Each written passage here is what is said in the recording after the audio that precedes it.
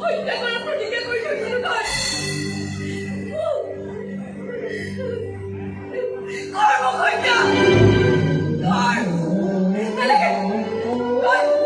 তই কৰিব নালাগে মই নিজে তোৰ কামটো সহজ কৰিলো কৰিবই লাগে মই কৰিবই লাগে মোৰ পিছতে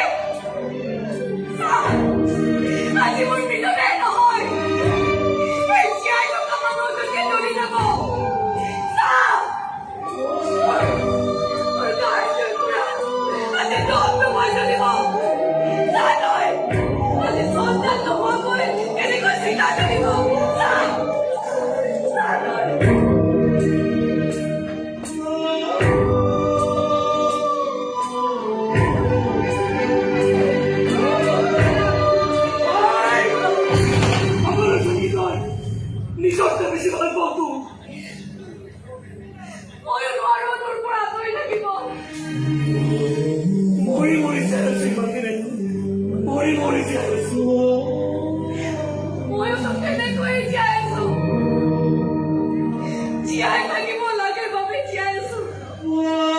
অত্যাচাৰ সহ্য কৰি